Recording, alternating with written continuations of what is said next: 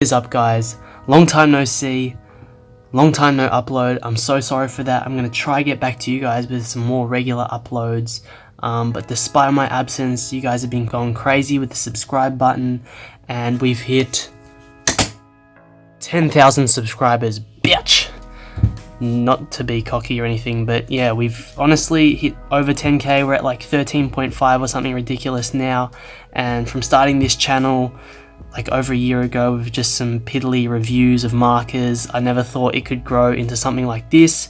And so thank you guys so much for everything. I'm gonna try keep coming at you with interesting and different content in the graffiti community, so hopefully you can appreciate that. But let's get straight into this video and the topic of this video. So first up, it's important to note the obvious opposition that graffiti writers have to street artists and people that paint murals in general.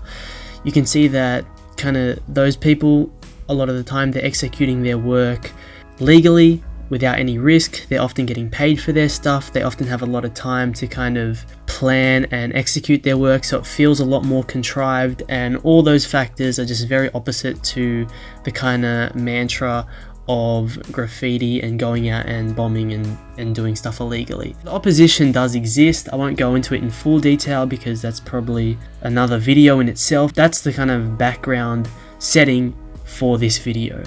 And for the most part, you know, graffiti writers will kind of leave street artists alone. Of course, some will go and cross them out, but it's so prevalent these days, street art. It's so appealing to a lot of people that, you know, graffiti writers have more things to do than just go around crossing every single flower mural that pops up. They've learnt to accept it on some level. And the reason they've learnt to accept it, maybe that's not the best choice of words, but seem to be unbothered by it, is it because it's just someone else going about their means of expression. It might not be, you know, the hardcore graffiti, let's paint some trains, but it's just someone expressing themselves. So, you know, as long as they're not screwing up our graffiti, we'll just leave it alone. But there's a very specific type of street art that is kind of reigniting graffiti writers to go out and start crossing it all over again. And it's not even an opposition by graffiti writers alone. Even people of like a wider artistic background see the problem with these murals, and that is the murals that are disguising themselves as artistic expression, but they're actually just trying to promote something commercial. If you're wondering what the hell the thumbnail is, that was a recent mural painted in Melbourne by an advertising agency that had been commissioned by kind of big business to go out and paint it to promote an upcoming golfing tour that involved Tiger Woods and stuff like that. And as you can see, it's been capped, it's been whatever, bombed by graffiti writers. To some, it's pretty justifiable why this has happened, because these murals are often backed by big business, so for the artists involved, it never feels as though they're kind of living out their own vision or their own creativity. They're just getting communicated something to paint, and they're being told who, what, when, where to paint it, and then here's how much you're gonna get. That's very different to graffiti or street art or just art in general, where the artist is playing out their own visions and what they want to express. Even if graffiti writers don't want to get looped in with the whole art thing, even just on an individual basis, you're going out to fuck shit up in graffiti because you want to, not because a corporation has told you to do so. And that's where the problem lies for a lot of people when it comes to this. More so the artistic purists, because they see this as those artists selling out and now adhering to big business. But for others, they might not give a shit, and they might just be stoked at the fact that their favorite artist is now collaborating with Gucci. So there's two sides of the spectrum, but this is nothing new. Advertisers and people that are trying to promote stuff commercially have always used artists to kind of help them promote their brand, and a lot of the time they do it in a way where both parties can benefit and it comes out with a cool outcome.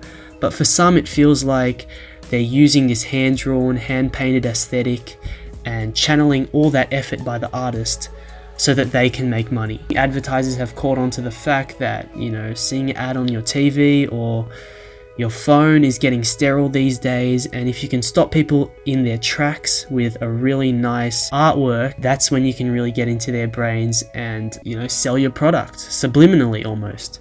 So that's the reason some graffiti writers have extra beef, I guess, towards these murals. I wouldn't say they're out there like Terminator hunting them down, ready to cap them when they pop up, but, you know, if they do come across them, again, it's a pretty easy target, and a lot of people outside of the graffiti community kind of support them going over it because they see the problems on an artistic level that these murals create. But for others, it's just some nice pictures that pop up and they don't mind either way. I don't want to come across as the guy that's like, fuck big business, the companies are trying to infiltrate our minds, because I hate those people as much as the next guy. It was just an interesting kind of topic that was arising in graffiti that I thought I'd just give my thoughts on.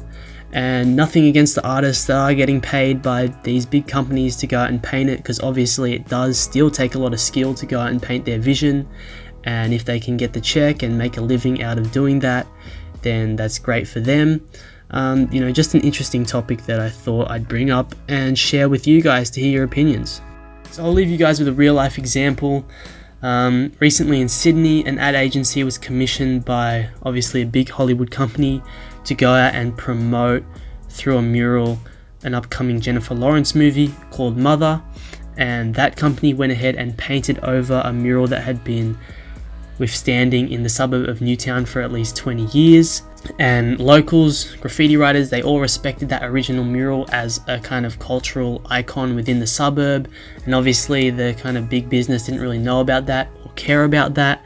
They painted over the work and it just created a massive shitstorm amongst locals, amongst artists, amongst graffiti writers, just everyone rallying against this company going out there and painting over something that was so culturally significant in the suburb with an artwork that is basically an ad. It's very temporary, very in the moment, and once the movie's over, you know, the suburb's left with a giant Hollywood billboard that's hand painted. So you can see the obvious opposition that occurred there, and I think within a day, graffiti writers had already bombed the whole mural, crossing it out with tags. Even some locals probably picked up the spray can and started just crossing it out.